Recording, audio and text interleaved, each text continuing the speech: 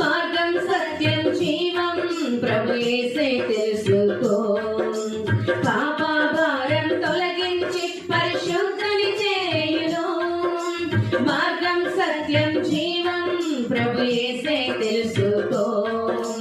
పాప భారం తొలగించి పరిశుద్ధుని చేయును. నేడే రక్షణ దినము సోదరుడా, రేపు రూపు లేనే లేదుగా. నేడే రక్షణ దినము సోదరి,